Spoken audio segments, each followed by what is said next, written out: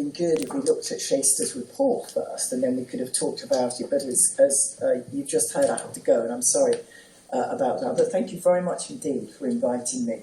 And I want to just comment on Unheard Voices, even though you haven't seen it yet. I guess you know pretty well what it says. It's incredibly perceptive of that piece of work to be done now, because as sexual exploitation has emerged from the undergrowth, in which it's lurked, to be frank, for a very long time, this is not a new offence.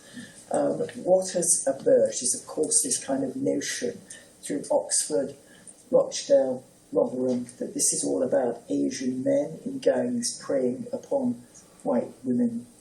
It isn't about that at all. What would you like me to do? Speak up. Okay, shall I come a bit closer? Can you still see me? Yeah, I'll fit to you.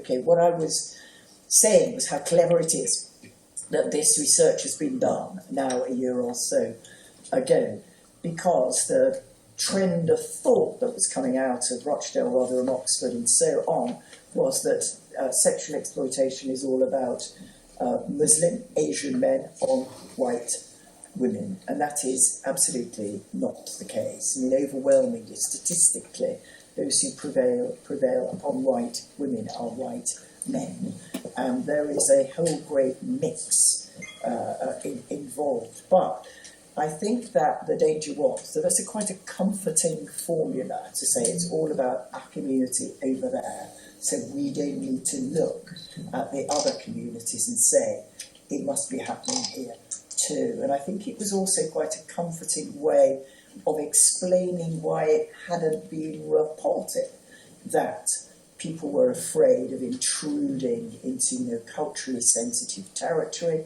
or they were just afraid of being accused of racism, and so they didn't talk about it at all. I think that those two formulae that emerged from those examples of exploitation were very comforting, and they are quite dangerous.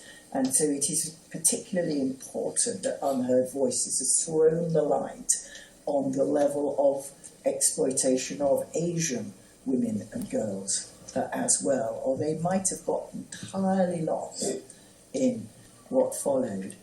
Let me just be very plain.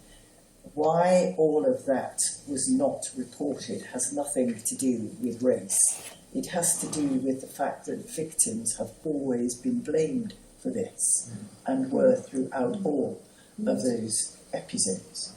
And we simply have got to switch that around until it never is the focus again. And I want to make really clear, though it sounds, I'm sure, simple, that in Northumbria, where I am the Police and Crime Commissioner, the public's representative in the police, getting the police to do what the public want them to do, and you're a key part of the public, I, and overwhelmingly Northumbria Police, understand that sexual exploitation is, one, extremely harmful. It is not to be taken lightly or excused in any way. Secondly, it is totally criminal, and it will be dealt with in a proper criminal context. We are not remotely interested in who is doing it and why any further than say, nor indeed in an attitude of any community.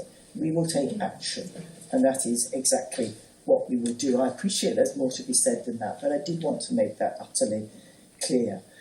Sexual abuse is not about race, and I'm sorry to be so absolutely clear and definite about this, but it is about men. It is about men.